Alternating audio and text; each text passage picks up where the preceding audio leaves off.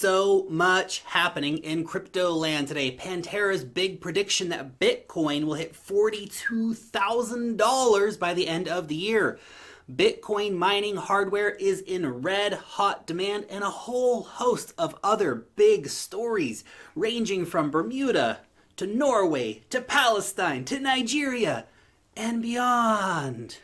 Now, before we get into all of those fun stories, I have a super exciting giveaway to announce thanks to the team at Exodus and Trezor. And guys, just to be clear, those guys are not paying me, nor am I getting any kind of an affiliate bonus or anything like that. This is just a chance for you to win a free Trezor Model T hardware wallet. Exodus has long been one of my favorite hot wallets to use due to their user-friendly interface and their really wide range of coin support. And now they are teaming up with the guys over at Trezor to offer hardware wallet support for the Exodus wallet. So you can now use Exodus to easily interface with your Trezor wallet and to exchange cryptos directly from your hardware wallet. So if you want to win one of two wallets valued at $160 each, then follow these simple steps. Step 1, download the Exodus wallet. Step 2, leave a comment on this video saying that you want to win a Trezor. And step 3, retweet the giveaway over on Twitter. Details for all of that in the description down below. So, the CEO of Pantera Capital is calling for Bitcoin to hit $42,000 by the end of this year. Okay, dude. And that if Bitcoin continues moving along the trend line, that it will hit $122,000 by the end of 2020 and $356,000 by the end of 2021. A reminder for you, 1 million Satoshis can be had for around $100 today. Screaming bargain that is. Now, if these guys' predictions come true, then those 1 million Satoshis will have made you a profit of $320 by the end of this year, $1,120 by the end of 2020, and $3,460 by 2021. Assuming, of course, that does hit $356,000 by 2021. While those numbers may sound crazy to you right now, it's actually only really a 35x for Bitcoin, which would put it around the same market cap as gold. Still though, such wild predictions of course must be taken with a grain of salt. Although, these guys at Pantera were calling for Bitcoin to be over $5,000 back when it was $100, and people were saying they were crazy back then. Seems history might be repeating itself. The only question to be asking yourself these days, though, is can you actually afford to not buy Bitcoin? And I want to show you guys a chart here because the fear factor right now for Bitcoin is very strong, showing levels actually not seen since the depths of the bear market, which is fascinating beyond belief. With market sentiment being like this, we could easily see further downward action. But then it also becomes the time of greatest opportunity. In the same way that people now tweet about how they wish they had bought Bitcoin a few months ago when it was $3,000 at the bottom of the bear, people will be tweeting in 6 months how they wish they had bought Bitcoin during the summer when it was $10,000 or less. And look, I'm not saying that the price won't go lower. We might see it back under $10,000 any moment. But long term, guys, the numbers that the guys from Pantera are talking about, they seem like an inevitability, not so much of a fantasy. And just a fun quick story for you here as well. The US Treasury Secretary is adamant that he will not be talking about Bitcoin in 10 years, and that he certainly will not be holding any Bitcoin.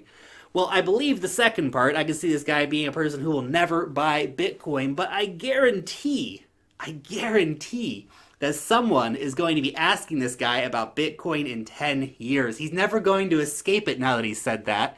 The community is going to make sure of it. Now, over in Bitcoin mining land, mining hardware is becoming incredibly rare at a very fast pace.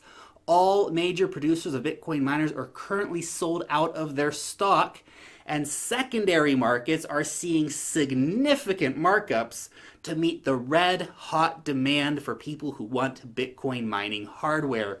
The new generation of machines are seeing ROIs within 6 months at the current rates and prices, which means that Bitcoin mining is ridiculously profitable at the moment for any of the companies or investors who can get their hands on these devices and, of course, who can access cheap electricity.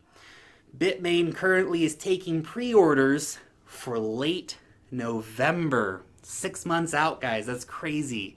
Which gives you an idea of, I guess, Bitcoin mining mania moving into the block reward halving in less than a year.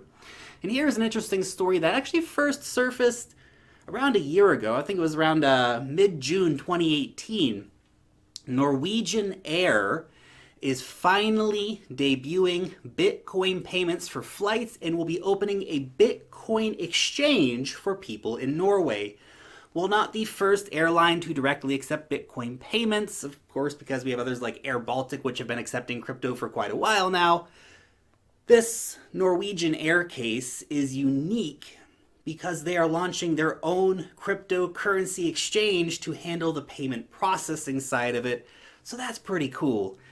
But really, I see this as just another great story about adoption of cryptocurrencies by a major company. It's so funny there are still so many haters out there who say that crypto has no use and it's only for criminals, and here you go, major airline using Bitcoin. It's crazy. Now look, these early adopters are super important because they basically clear the way for the more conservative companies to come in a bit later on by saying, hey guys, it's okay, the water's fine, jump on in.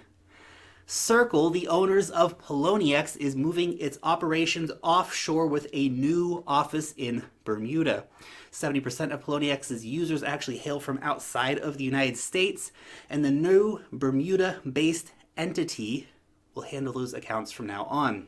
Now, Poloniex might also expand to offer additional financial services, which the startup previously couldn't offer in the US to US customers. Seems like the raft of new laws that Bermuda pushed forward last year are really starting to pay dividends, with a big company like Circle and, of course, Poloniex moving to their shores. And, of course, the US has just lost a big company due to crappy regulations. But not to fear, guys. Coinbase has just passed 30 million users this month, adding 5 million users in the last 10 months or so. So, Americans still have plenty of chances to buy Bitcoin and a wide range of other cryptos over on Coinbase. But this does really just underline for me that, man, the US has got to step up its game or companies will continue to leave. They will go and seek friendlier shores where they can be sure that they can do business without any unnecessary complications from the government. On to our next story. The Palestinian Authority is considering crypto to replace the Israeli shekel. Now, the Palestinian economy has about 25 billion shekels, or 7 billion US dollars, circulating in the local economy, which is a significant amount of money. Now, look, guys, this is not a commentary on the state of Israeli-Palestinian relations or the lack thereof, nor is it about who is right or who is wrong in this conflict. This is about human freedom. This is about the people of Palestine. I mean, just think of how messed up it is that Palestine is forced to use the shekel, the money of the nation with which Palestine has been in conflict for decades. It's total craziness. The reliance of Palestine on Israeli banking infrastructure, it's crazy, guys. Now, the people of Palestine, of course, should be able to control their own financial destiny, and crypto could really be a part of that because crypto knows no borders, crypto knows no politics, crypto knows no religion. It would make perfect sense for them to use a decentralized cryptocurrency. The trick, of course, will be that if Palestine does do this, it's probably going to be making their own domestic cryptocurrency. They'll be controlled by the Palestinian Monetary Authority that no one will accept outside of Palestine, and of course, which will be geo-fenced within Palestine. So it seems like that's what they are proposing at the moment for the Palestinian Monetary Authority to issue out their own crypto money.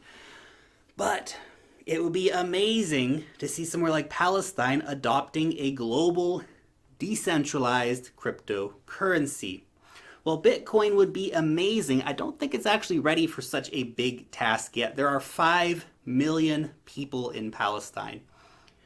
If each person only did 1 transaction a day, that would be around 10 times more than the daily capacity of on-chain transactions for Bitcoin right now.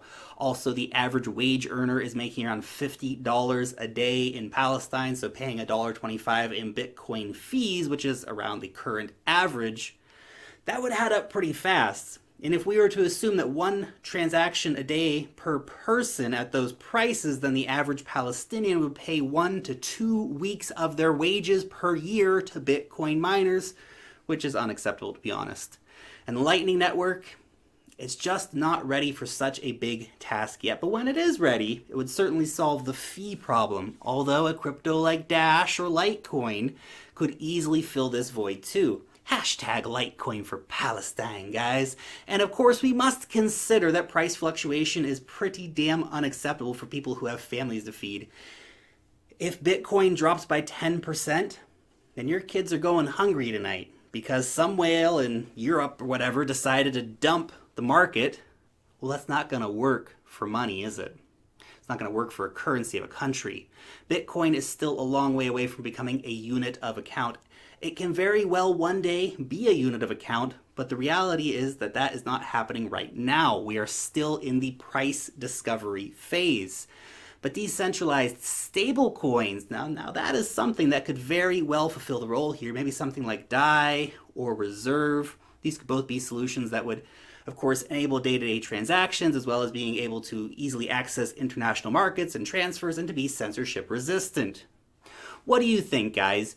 What cryptocurrency should Palestine use to replace the Israeli shekel? Hit me up down below. Let me know about it. And to finish up, some good news out of Nigeria. Prominent Nigerian politician calls for legal framework for cryptocurrencies. The Speaker of the Nigerian House of Representatives has called for a substantive legal framework for cryptocurrencies inside the country. He is quoted as saying, "I think blockchain technology is novel and coming up strong. We don't want to be left behind." I'm really happy to see this moving forward inside of Nigeria because the guy who lost the 2019 presidential election versus the current president had actually made cryptocurrency a part of his platform. Obviously, him losing that election kind of shelved that proposal, but it's really encouraging to see that the current administration is picking up the torch here and that politicians are saying we want to be part of this. If successful, then of course we can add Nigeria to the ever-growing list of nations trying to keep up with the new wave of innovation that crypto is bringing in. We can already see that the early movers are reaping massive benefits from welcoming these companies in. Singapore is a major hub for crypto business. France has a long list of applicants under its new laws. Switzerland has long been a strong fortress for crypto businesses. Malta, of course, has managed to attract some of the crypto world's biggest companies to its shores by offering good regulations. Crypto is going global. Any country fighting this, they're going to lose in the long run. Crypto will be as important as the internet is. A country basically has the choice to either welcome cryptocurrencies or resist and miss out on what is possibly one of the biggest opportunities of our lifetimes. Seems like an easy choice to me, but I'm just a dude talking about cryptocurrencies on the internet. So of course I like Bitcoin. Anyway, you guys let me know what you think about any of these stories down below in the comment section. Thank you so much as always for watching the video. I super appreciate you guys' time, and if you did enjoy the video, a thumbs up would be massively appreciated. And of course, if you are new around here, please subscribe to the channel. Click the bell to know when I put out a new video. I'll get a little notification when I do. Long live the blockchain, and peace out till next time.